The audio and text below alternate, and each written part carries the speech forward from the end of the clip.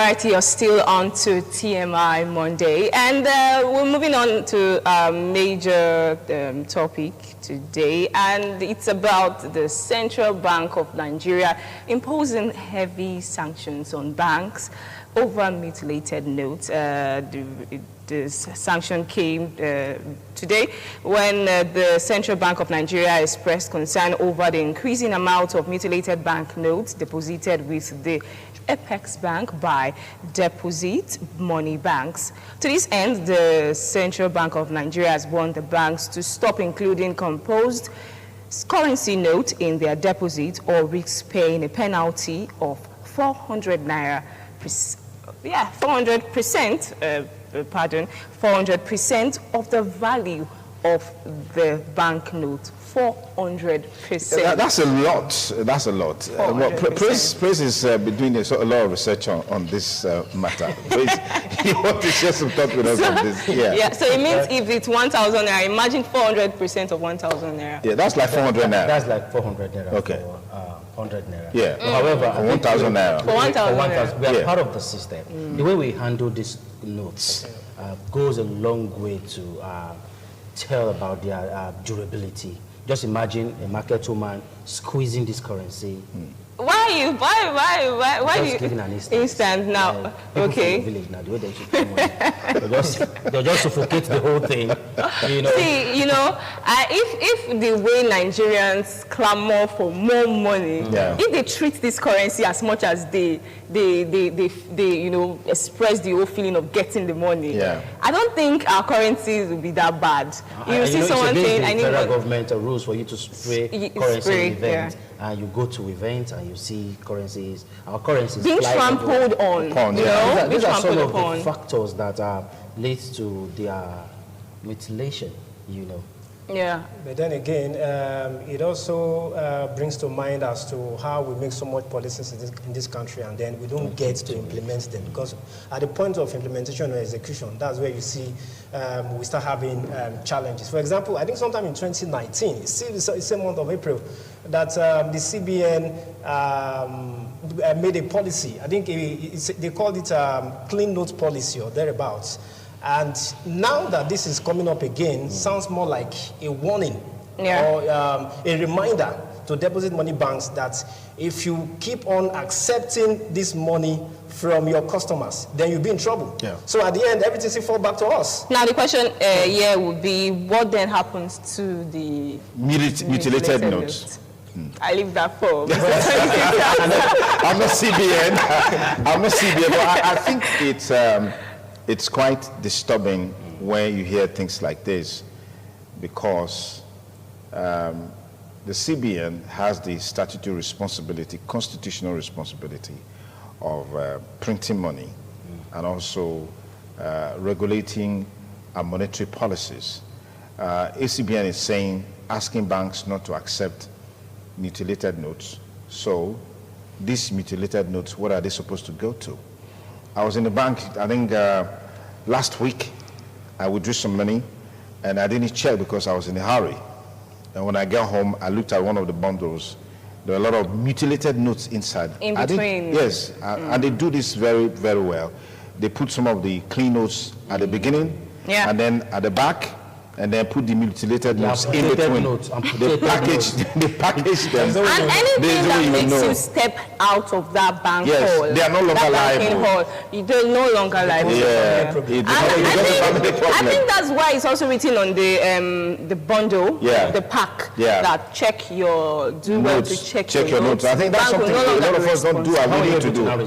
Well, it was very easy. I just kept the bundle aside. When I was going back there the following week, I put it together, packaged, and I gave it to the lady. Yes, and she was like, okay, this bundle, there are a lot of material. I said, because it was what you gave to me last week. You saw me here last week. So I said, it was the bundle you gave me. I observed this, so you can look at it. And I didn't even remove the label. It was the way you gave me that I kept it. Like so back to giver. Back to sender. All right, I feel like something can be done about this. But if I get to withdraw money from the bank. Now, what about ATM?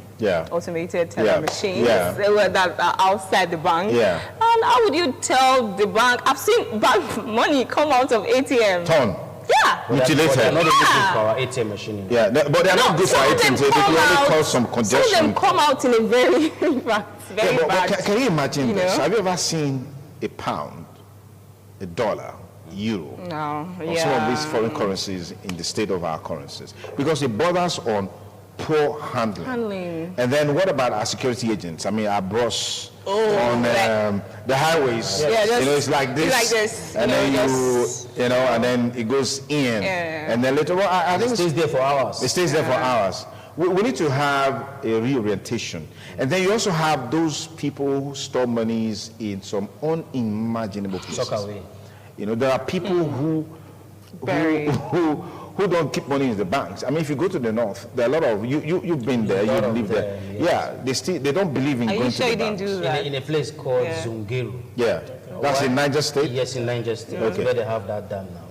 A particular general, I won't mention the name now, when his house was busted, monies were found inside Circle. Money were found inside this old, what do you call that pot now? Yeah, clay pots and stuff like Just that. dig the dug holes and kept the Kept the monies there. And at the end of the day, these monies are not. Yeah, you know, remind me when I was pretty younger, when we've had this cool thing, you know, back in the day, there's a change of government, and then they want to change currency and stuff like that. You see people bringing bags and sacks of money to the bank to change. You know, so we need to have a reorientation in terms of handling the Naira notes if we must make any headway. And then, like Jenny said a while ago, if there is a policy in place, this policy should be implemented. That's why I must give kudos to Lagos State government. Somebody did something recently, even though not related, but it's a reflection of government being in action or taking responsibility. There was a party, and then one lady, whatever came upon her, decided to buy fuel and put in a jerry can and souvenir. Spirit of fuel scarcity came upon her. The spirit of scarcity. I feel like in our own, she felt like she has done something something she unique. has met our guest at the front of it. But it was crazy. It was stupid. But then the timing was wrong. Yeah, it was the way and manner it was done was wrong, because you know, fuel is highly inflammable. There could have been a scratch somewhere, and then there's an explosion. Those jerry cans will now be the basis for that conflagration to escalate to the point that nobody will be able to escape. It's an enclosed. It's an enclosed environment. I know how people scamper for souvenirs and parties. Yeah. Like they don't even mind. And it was very stylish, and then she branded them, the jerry cans. I like what Lagos State government did, arrested her eventually and prosecuted her so that others will learn. Okay, that's exactly what we're talking about. We're saying when you go to parties, don't spray monies. I can't recall anybody being arrested. But on the other side, if you take that away from parties, how does it turn out? How would the party turn out?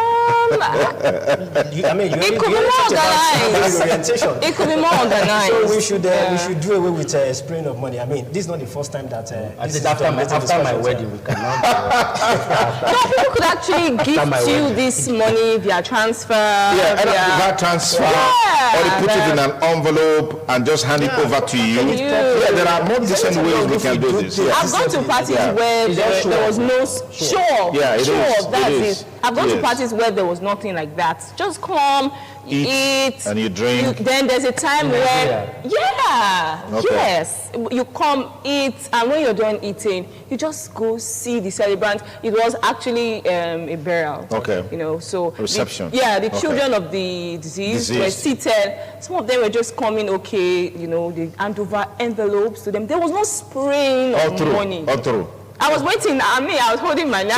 So I'm just waiting how you can relate this to people in Upper Sokumba, Ubuyoko, and all of those communities, those villages and stuff like that, in Orion, in Ekboma, and all of those places, in Ubokare. I feel like... and in Kwale. How are you going to relay this message to them? How would they respond to this kind of that? There's a ceremony, there's a ceremony, there's an event. Nobody should spray. How are they going to respond? Well, of course, the host of the events. I mean, the host of the events. It starts with the host of the event. You have to let your guests know exactly what you want. This is how you want it. Yeah. Same way we did the whole COVID-19. It was all written, COVID-19 measures, please put on a face mask. Yeah. You know, it's written, sometimes you go to these halls, these event halls, and no face masks, no entry. No spraying of currency, you know, we could actually start from there. Yeah. Fantastic. Well, that's just a major discussion in-house on a major trending issue over the weekend. Central Bank attempting or wanted to sanction banks up to 400% of whatever deposit that is made that has mutilated notes. But the question remains, these mutilated notes already in circulation, who is going to take responsibility for them? Some time ago, there was a major scam that was unveiled, running into billions of naira of mutilated notes that were supposed to have been destroyed by the Central Bank of Nigeria. And I think this story came forth from the Ibadan region of the Central Bank of Nigeria, where some Nigerians who are apparently members of staff of the banks connived with other commercial banks, and these monies that were supposed to have been destroyed found their ways back into the system again. And when we have this kind of scenario, some of these things are bound to happen. In any case, it's still very possible that even some of the mutilated notes that we're seeing around today, maybe those ones that have been designated for destruction, but somewhere along the line, having a corrupt system in our setup, these monies somehow will still find themselves in circulation. And then CBN is saying, when you make a deposit of such mutilated notes, you get fined for it. So people will stop depositing this money. But the way to go about it is that you go to the bank and you're giving mutilated note, ensure there and then, check through all the monies given to you and be sure that you don't have mutilated note. But if you're withdrawing monies in maybe $1 million, $2 million or even 500,000 naira, where will you have all the time to now scan through some all of them are the even funds? packaged. Family member. Some of them are already packaged. I want to ask a question. Yes, they are going to sanction you for bringing mutilated notes to the bank. If a bank now pay you mutilated note, what happens to the bank? you sanction them. Okay. So maybe that's a matter for another day. Our time is up, guys. It's been a wonderful time on the show today. TMI, passing final word from Praise Daniels. Your destiny is in your hand. You're going to have a beautiful day today. Okay, and Favor. It's a new day. Do not limit yourself. Fantastic. And Ufik? All right. Of course, just enjoy the rest of your day. Well, have a beautiful week ahead, and ensure you put a smile on someone's face. Bye for now.